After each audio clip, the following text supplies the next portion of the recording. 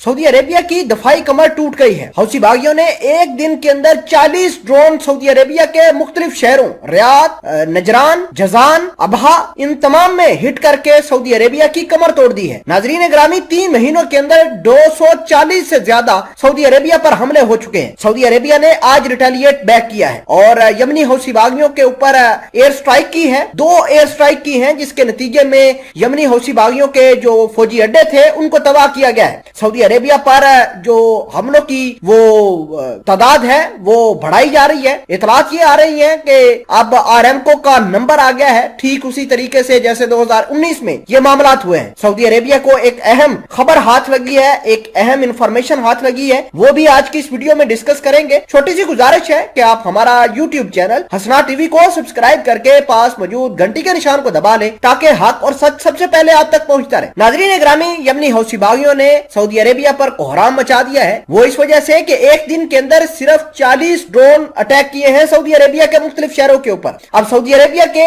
ऊपर एक और बड़े हमले का फैसला किया गया है। सऊदी अरेबिया के पास एक इंफॉर्मेशन, एक मालूमात हाथ लगी है। वो मालूमात ये है कि यमनी हौसी बागी रेड सी के अंदर सऊदी अरेबिया की जो शिपिंग लेन है उसको हिट करने वाले हैं। आपको ये बता दें कि शिपिंग लेन जो है रेड सी के अंदर ये यूरोप और एशिया को मिलाने वाला सबसे छोटा रास्ता है, सबसे शॉर्टकट रास्ता है। अब अगर यमनी हौसी बागी यहाँ पर अटैक करते हैं तो इस रीजन की इकोनॉमी बर्बाद हो जाएगी। आपको ये बता दें कि रेड सी के जरिए जो ऑयल की तरसीलात होती है यूरोप की तरफ, तकरीबन $3 ट्रिलियन का कारोबार एक साल के अंदर होता है। अगर एक दिन भी यहाँ पर ऑयल की सप्लाई डिस्टर्ब हो गई तो मामलात बहुत ज्यादा भयानक हो सकते हैं। दुनिया के अंदर ऑलरेडी ऑयल क्राइसिस चल रहा है, तेल की कीमतें दुनिया के अंदर गिर रही हैं और सऊदी अरेबिया पर पे दर पे हमले हो रहे हैं। सऊदी अरेबिया ने एक बार फिर ईरान को ब्लेम किया है कि ईरान यमनी हौसी बागियों को ड्रोन देना बंद करे वरना इसके नतायज भयानक हो सकते हैं। यमनी हौसी बागी अब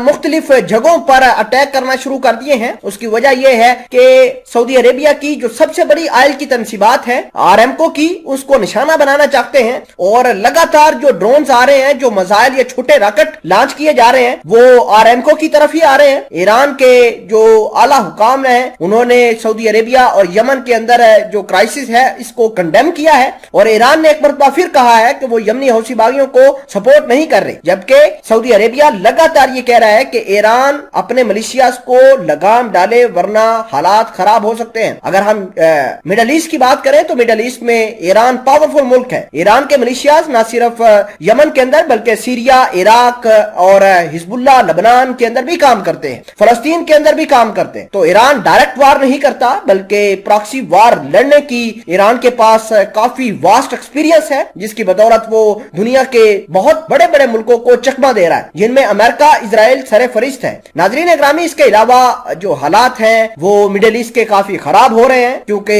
दुनिया वालों ने ऑयल का क्राइसिस का जो एक रिंग है वो बचा दिया है और ये डंका अगर इसी तरह बचता रहा तो पूरे दुनिया के ऊपर एक नया रिसेशन, इकोनॉमिक रिसेशन आ जाएगा और ये बहुत भयानक होगा।